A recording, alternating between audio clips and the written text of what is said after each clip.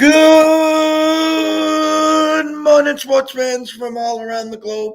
I'm Jeff Dawson, East Coast Sports Investors, and this is your breakfast bankroll for March 28, 2022, the last full day, actually full week, of March as April 1st is knocking on the door. Friday, I think it is, April Fool's Day. Hope everyone had a great weekend. Kind of sort of getting my voice back. I literally did a 5-mile jaunt cardio to a Walgreens and back. So got some good cardio in, got some good stuff for my allergies. Early night last night, I'll be honest with everyone. I was in early and up early. I've been up since the crack butt of dawn, 4:30 a.m. in Vegas. Tiptoed over to South Point if you look at my timeline. And the Breakfast of Champions, if you are in Vegas and staying or near the South Point at the Coronado Cafe from midnight to 6 a.m., they have some unbelievable specials. And the picture that I sent on my timeline on Twitter and Facebook, $6.45, 2 eggs, hash browns, toast, and the 7-ounce New York strip. It was amazing. So I send a quick little DM to my buddy, my co-partner in crime, Scotty, saying, "Hey, I'm up, let's go." And just to test the waters, because we usually run this at 10:30. So thanks to him, he's up, and he's always up anyways at that hour. Him and me, we don't sleep. So it's all good there. Yesterday, the VIPs, we do not cash in our action parlay. Came out of the gate with the over in the Kansas-Miami game. Halftime, with this second half number, we were right on the number. Miami stayed in the locker room. Kansas just blitzed them. Miami scored 15 points in the second half. I mean, you can't hit an over when someone shoots 2 for 20 from the three-point line, when someone misses 13 free throws, Kansas, when someone only scores 15 points in the second half. We had the Wild. They beat the Abs. Our hockey has been on fire, so keep an eye on our hockey there. Shout out, Bernie Fratto. Bernie came and met us at the South Point. Mr. Lucky, follow fade, and his entourage from West Virginia. 2 great guys. Thank you. An amazing weekend with those guys, watching the games at the Circa at South Point with Dave Sharapan, with Matt Peralta, and yesterday the cherry on top, the legend himself, Mr. Bernie Fratto. So without further ado, let's bring in that partner, the one from the Palm Tree States himself, the one, the only, Mr. Scott E. Webb. Morning, Scotty. Morning, Jeff. We got our coffee in early today. Yeah, when I say I was in early, I think I was in the suite at around 7. Had dinner in hand, was watching some women's hoops, was doing some homework for the week, got meted up, and I think I crashed by 9. Of course, up at 12 too. And then the mind was set when I was doing my cardio. The big billboard was there about, the 12 to 6 special. And I saw the steak and eggs, and I hadn't been there in a while. And I literally woke up at 4:15, and I was like, you know what? What the hell? I'm up. Might as well get it done. Look, man, sometimes you get a calling, right? I mean, it's this is probably lucky it wasn't Waffle House or something. Survive in advance there. So, you know what? We're about 10, 11 days away now from opening day. Getting excited, getting antsy. With that said, it's a new week. It's a new start. It's a new beginning. Thoughts over the weekend in MLB. Thoughts moving forward. I know you're doing a lot of work behind the scenes. Velocity, checking this out, that out. The joke with Bernie yesterday, again, was Bellinger. 19 at-bats, 14 strikeouts. I guess my initial question to you, Scott, would be if this continues, would Dave Roberts have the cojones to say, hey, Corey, why don't you stick and stay and figure this thing out? Or is it just an automatic that they bring him, back for opening day? He'll be there. It's automatic. Okay. Guys like him have proven themselves over the years that, um, and they're getting paid at a point where they're gonna play. He's got nothing to prove other than he needs to live up to his contract. Now, if you can't live up to your contract, you don't live up to your contract. And one of the greatest things about Major League Baseball for players is those things are guaranteed. You can't it doesn't matter. You get that's what the problem with the Orioles with Chris Davis was. They signed a contract with him. He can't play no more, and it's obvious he couldn't play anymore. But they couldn't do anything about it. So I mean, if they get rid of him, they're paying a guy to either play on another team or watch TV. So I mean, you run into that same problem here with Bellinger. But I talked about it a little bit yesterday. I don't care what his strikeouts are and I don't care about all that stuff. Sure, I would like to see him perform better. Sure, I would like to see a lot of these guys do better than what they do. But I'll be honest, I don't hear the Dodgers complaining about what he's doing. I hear people like us talk about what he's doing.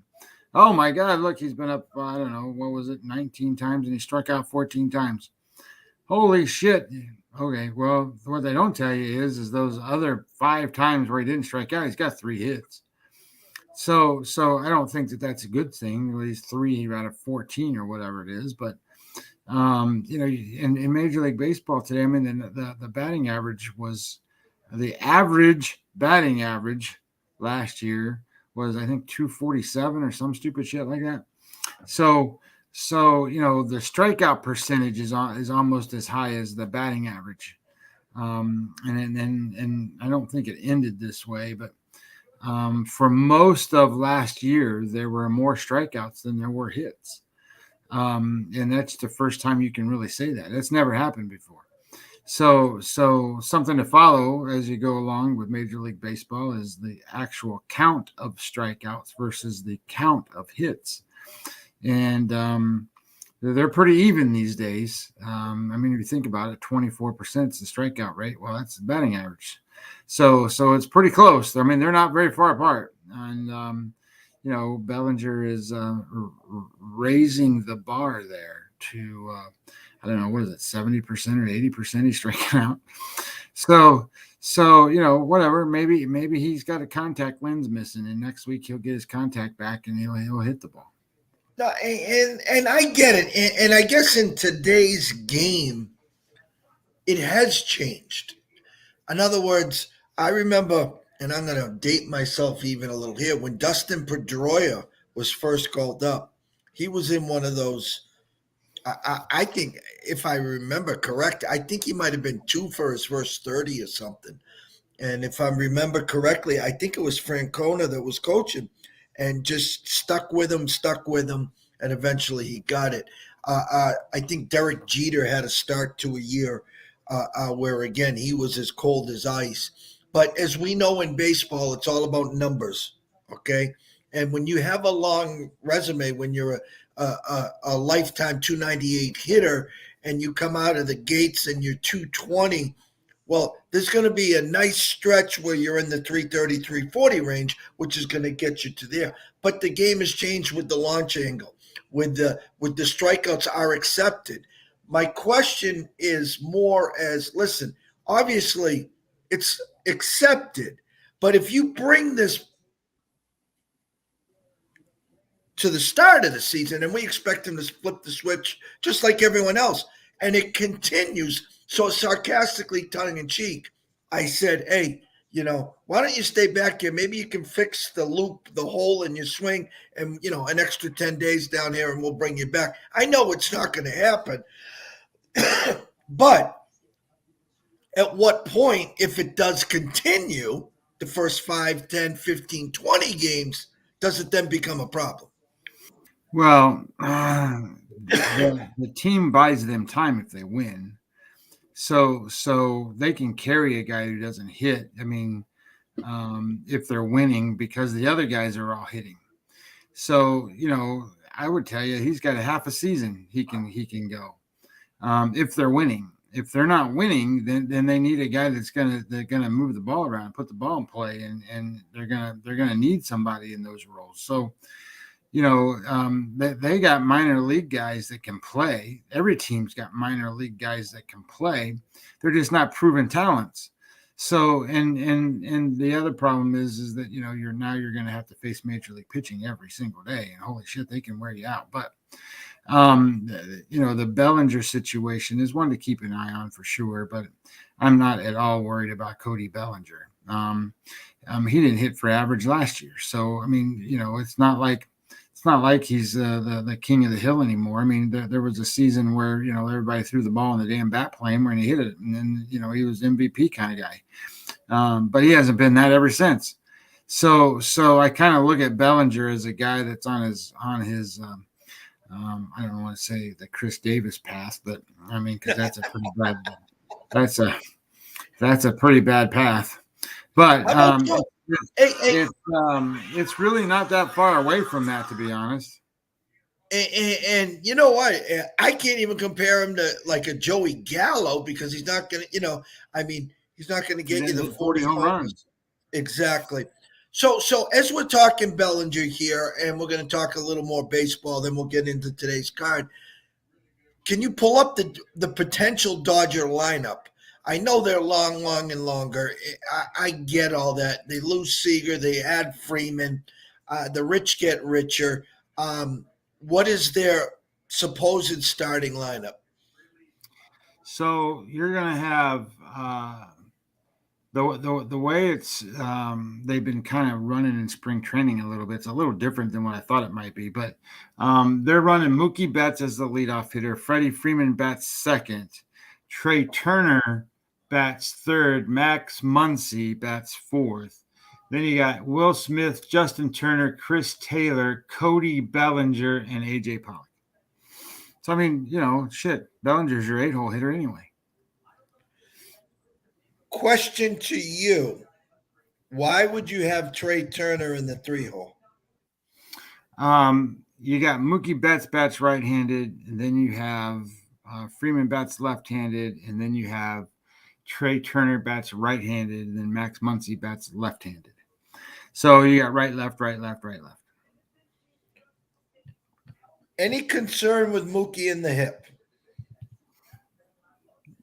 No, not right now. I mean, I've not seen a report that says that we should be concerned. But my only problem with the Dodgers is, sure, they got a bunch of guys that can. They got a bunch of guys that are pretty good players. I mean, you got Mookie Betts, who's a former MVP kind of guy. You got Freddie Freeman, who's an MVP kind of guy, and you got Trey Turner, who's never won an MVP, but he's an MVP kind of guy.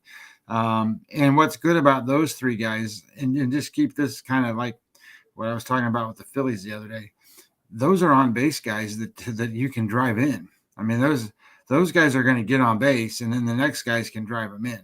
And Max Muncy's been a proven guy that can drive in runs and hit home runs. He doesn't necessarily always hit for average, but he's a big RBI kind of guy. And same with Will Smith. He's not always a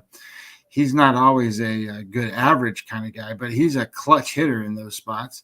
So that's what makes those guys hard to beat, is they're going to be able to score runs in multiple ways.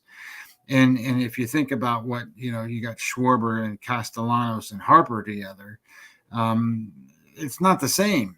It's not that they're to get on guys and then everybody else behind them drives them in, because the guys behind those three guys aren't necessarily proven RBI guys either for Philadelphia. So, everybody's all worked up over this offense, but I think they need to flip it around a little bit and put some on base guys in front of those guys and move those guys around some to deepen the lineup so that the RBI guys are batting in RBI guy spots, not 1, 2, and 3. But today's baseball, they don't do it that way. They put those guys up there because they get more at bats, and the truth is that their on base percentage will be higher than those other guys anyway. So that theoretically they get on base more than the other guys. But to me, I kind of like the way this looks for the lineup. I mean, that's a pretty good lineup for the Dodgers, and how they can manufacture runs if they have to, and they can knock the shit out of the ball over the park if they have to. So I don't see the Phillies in the same light. Where I can see the Braves doing the same thing. The Braves can manufacture runs. You can get Acuna on base and get Albies on base, and then all of a sudden you got all these guys to drive them in. So I like certain lineups better than I like others. That's why I don't like the Yankee lineup that well. They always are reliant on the damn home run so much, and that's okay. But I mean, it's the way teams play today. I'll close the baseball talk with this. Reports came out over the weekend. The expectation and hopes for Boston Nation is that Chris Sale is ready by the end of May. Okay. So that means April. That means 2 months without Chris Sale. A pitching staff that's going to wheel out, the way I understand it, Evaldi, Pavetta, Houck, and then potentially Rich Hill and Michael Walker. 2 months. That's the best. So you're going to probably have 50, 55 games. Too much for the Sox in a division like that. I mean, we have no idea. They could come out guns a-blazing, or they could come out mediocre, or they could come out 10 games back. Too much to overcome, or we just, whatever we get from Sale this year is a bonus? I will say this, and not in the mean way that you might think. If Boston is relying on Chris Sale to be the savior of the season, that's a problem. Chris Sale is beyond that point of his career where he's the savior of any team. And if you put so let's say Chris Sale's ready to pitch at opening day. Would Chris Sale be the Yankees' number one?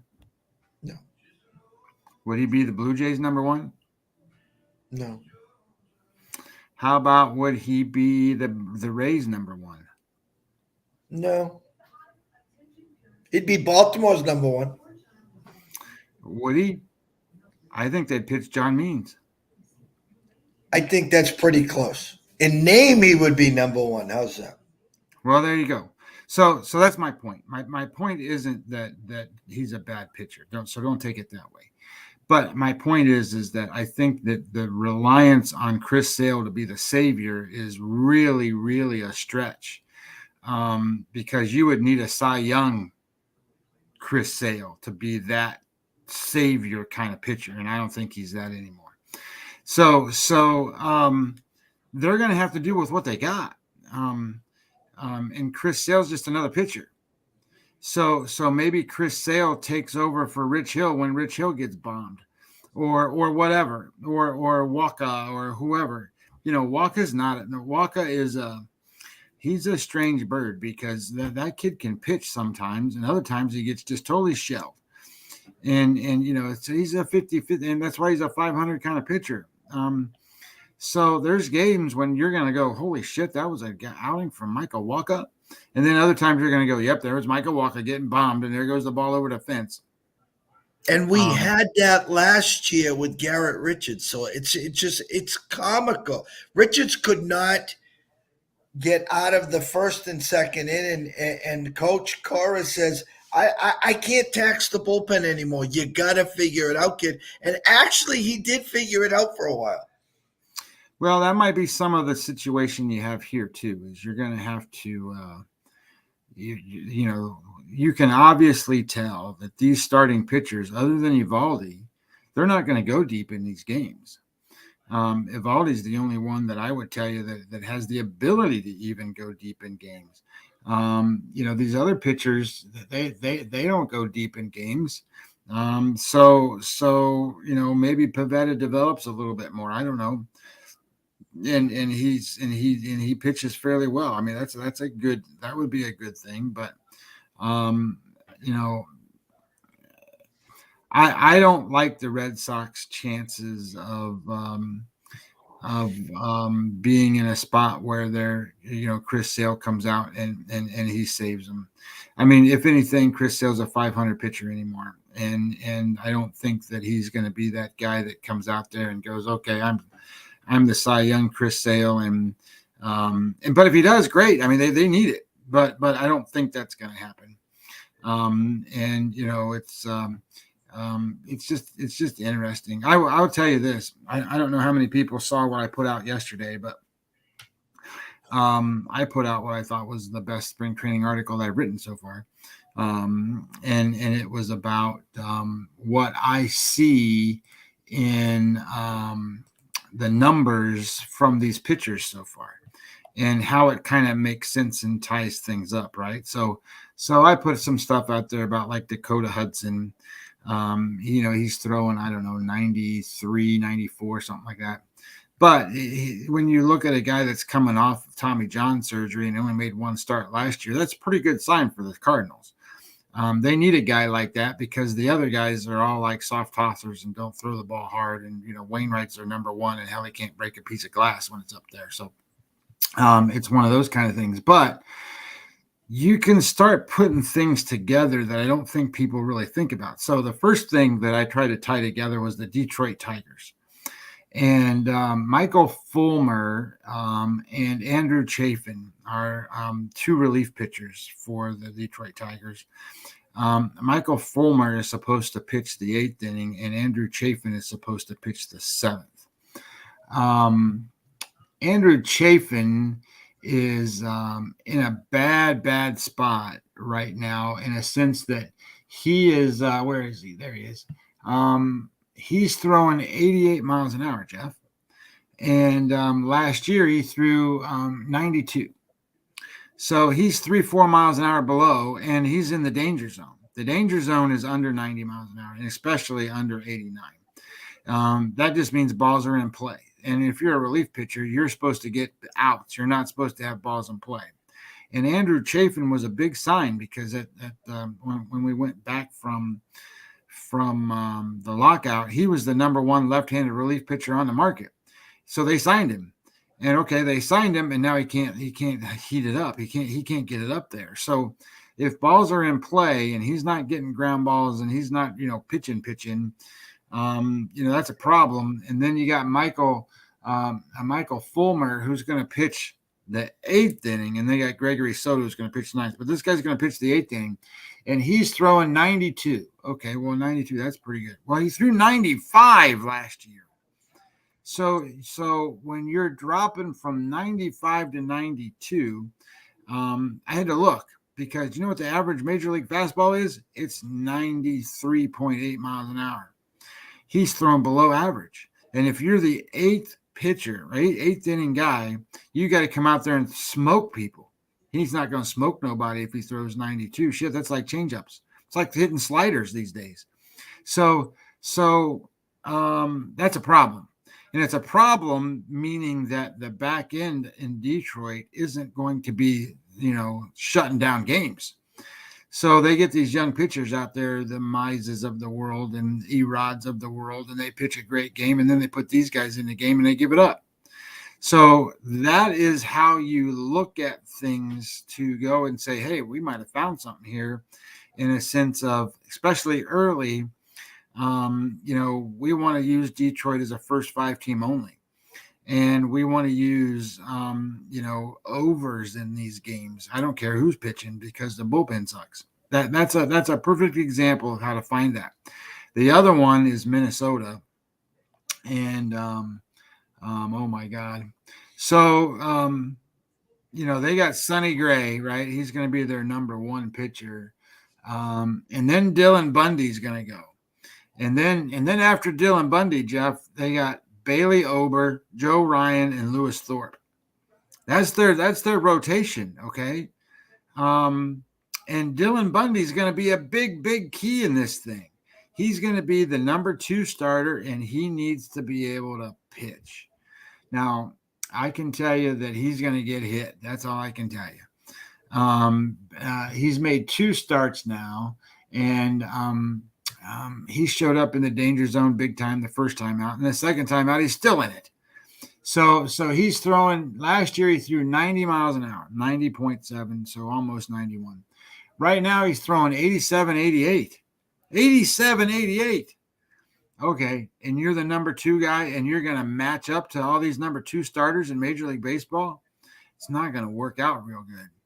And then I just told you Bailey Ober and guys you never heard of, Lewis Thorpe, and then shit. That's going to be the guys that go 3rd, 4th, and 5th. Well, what if I told you that the bullpen is made up of Taylor Rogers and Tyler Duffy? Now, Taylor Rogers is the closer. Tyler Duffy is the 8th inning guy. All right, well, let's go look at Tyler Rogers. Tyler Rogers last year, Jeff, 95.7. That's pretty damn good. That's what you want out of a guy to come out there and close the games. This year, 92.8. 92.8. So he's below average. And he's the guy that's going to be in the 9th inning. You think he's going to get the ball hit? Absolutely, he's going to get the ball hit. That's what happens when you're looking at these things to try to figure this out. Tyler Duffy, he's throwing 91.2. 91. He's the 8th hole guy. 8th inning pitcher. Okay. So now you got a whole rotation full of guys that are going to get hit and a back end that can't stop anything. So again, if you like the Twins, you're going to need to be looking at first 5s and you need to be looking at overs because these goddamn guys can't get outs. And I like some of the stuff they did. I mean, Correa is a great player to be over there and stuff. But that's how you use spring training data numbers to figure out what you have, because the truth is the sports books don't get that part of it. The sports books don't have those numbers. They're not looking at that shit. They're just looking at, projected wins and then kind of coming up with, okay, here's the pitcher, here's a line. It's perfect. That's what you want, because especially early when nobody's looking, you can win all these games. Now, I will tell you the thing that caught my eye is 2 other things that are in a good side. The first one is Jesus Luzardo. You remember him?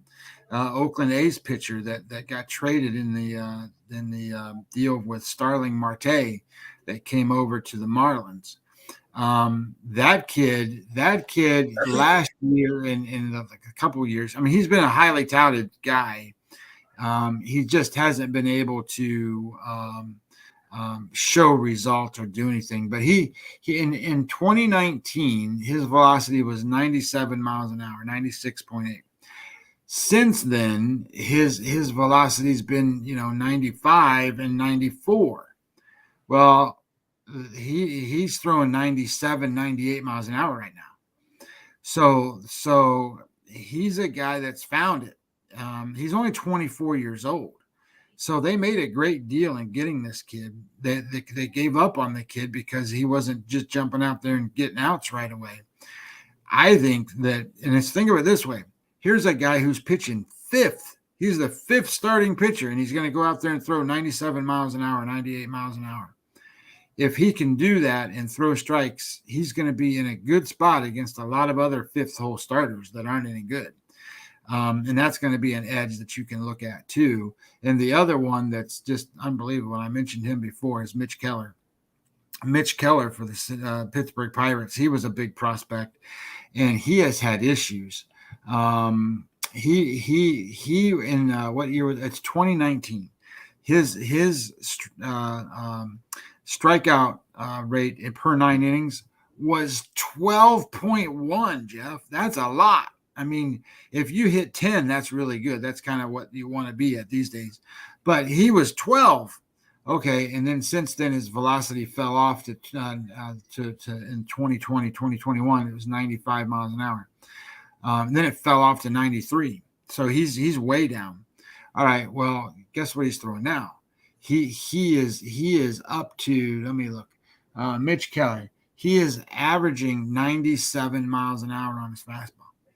And that's because he went to Driveline Academy and he went to class and they fixed him all up. And it's not even that as much as the reports are coming out of there that they've had some good pitchers in Pittsburgh. Garrett Cole, one of them. And it is amazing that they are using Garrett Cole as a comparison to this kid. That means his stuff is good. He's doing well, and look out. And I get it. He's a Pittsburgh Pirate. But I'm going to tell you, it doesn't matter who you pitch for. If you can pitch like that, you have an edge when you're a gambler because, not everybody looks at that and goes, holy shit, look at this kid. This kid's throwing 100 miles an hour. And nobody sees it because they don't. Because they're not used to it. But anyway, I thought it was one of my better articles in a sense of putting stuff together. I don't really worry about it too much because as of right now, we're not the most famous guys in the world. There's not too many people watching us. But if we were more famous guys, I wouldn't be publishing this yet. This is the stuff that you don't put out to the public because then that changes your edge and you don't have that. So guys, if you're listening or watching, or those of you who are interested in baseball, these are how you capitalize on things early. And I read it, start to finish, and it was some great information. And either today or tomorrow, I'll be heading over to the Westgate to sign us up for our totals. So you'll be getting a phone call there so we can get that in as well. NBA today. I know I caught you off guard. We started off a little earlier than usual. Shout out to all the watchers, listeners, followers, faders. If you haven't subscribed to us, please do on YouTube at East Coast Sports Investors. Hit the subscribe button, turn on the notifications, smash the like button, tell a friend, and tweet and retweet. NBA today, Scott. Well, I had a bad day in the NBA yesterday for whatever reason. The games I put out here, they didn't win. So the games that I'm looking at today, I don't feel real comfortable with. But it's because they're bad teams. And I got my numbers tell me to take Orlando today against Cleveland. Cleveland hasn't been playing that well. But Cleveland's got a lot more to play for. I mean, Orlando's got nothing to play for. So that kind of worries me about these games. And the other one is Sacramento and Miami. Since Miami got in that fight with the coach, and that they've been really bad. And they've only played a couple times. So I don't really. So those two are the only ones showing up on my sheet. The one that kind of bothers me is Boston and Detroit. Boston blitzed my ass again yesterday, thinking that, okay, they're not going to do real well against this team. And then they go out and win by 40 or some stupid shit. They play at Toronto tonight. The overnight line was Boston -3. Right now, the line is Toronto -4. That's a 7-point swing. What the hell is going on in that game? So I looked. And they're all playing. Everybody's playing. So that just means that nobody thinks that Boston's going to show up today. Maybe they're going to play for the first, 5 minutes and take everybody out and let them all rest. Those teams are all still seeding over in the East. So I don't know. I mean, Toronto are looking at their lineup today. Gary Van Fleet and what the other guy's name is. He's the guard. The other guard, Van Fleet and Gary Trent. Those guys are both listed as game time decisions against Boston. Tatum is showing as a game time decision for Boston, but everybody else playing. So I sit here and I look at it and I go, why would there be a 7-point swing in this game that way? That makes no sense to me at all. I don't mind Boston being a 3-point favorite, but I don't understand being a 4-point dog, and that bothers the shit out of me because I don't know what it is. So stay away. That's a stay away from me. The other game I thought was very interesting was Memphis and Golden State.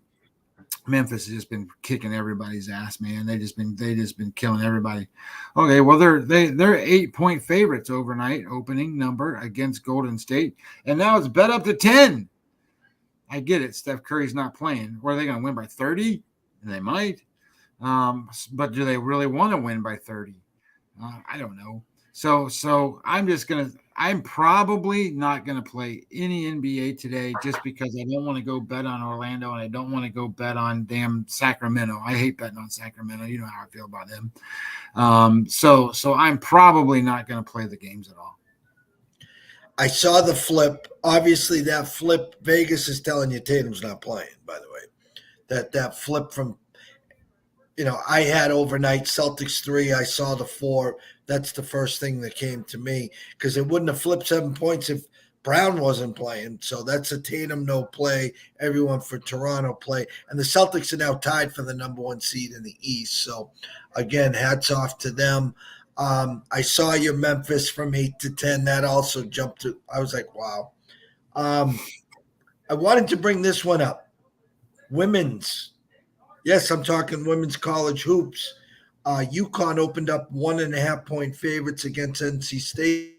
The 1 seed, UConn's the 2 seed.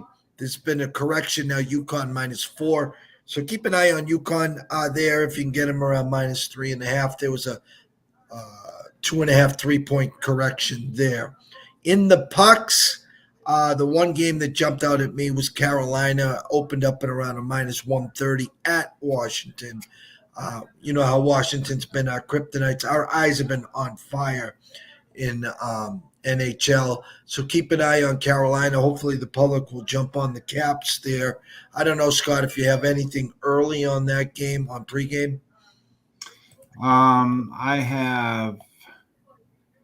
have $4,800 bet on it, so not much, but it's showing 82% of that money and 55% of that money on ticket count is all on Washington.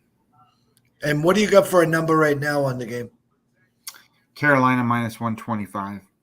All right, you're gonna probably get them around 122. So keep an eye on Carolina today, minus the 125, 24, 23, 22, whatever you get it. And keep an eye on UConn women.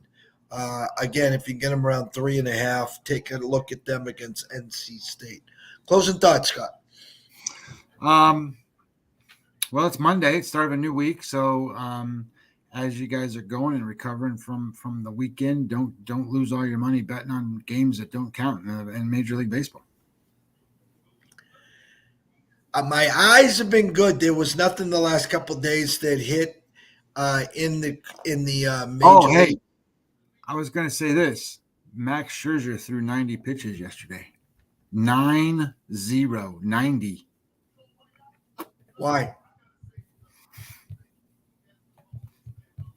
So did they win that game? 7-3, yeah.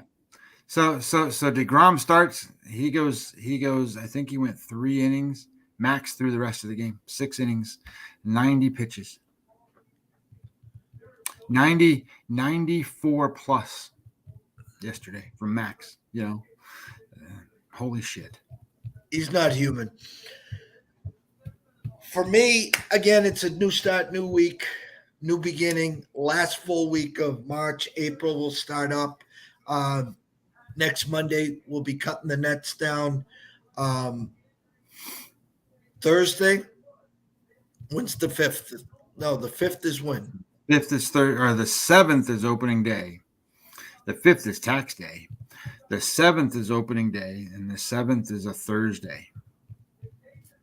Okay, and then we'll be getting closer to the Masters as well. So everyone in these lanes, we want to thank you. Always remember this. If you are wagering or investing today, always do it responsibly. If you do have a problem, pick up the phone. There is an 800 number available. Ask for help. Why? Myself and Scotty care. We'd like to see you here today, tomorrow, next week, next month, through 2022 and beyond. From myself, Jeff Dawson at EC Sports Invest, from Scotty Webb at Webby20MLB. We wish everyone a blessed day. Enjoy those games. Have some fun. And we'll see you bright and early tomorrow morning.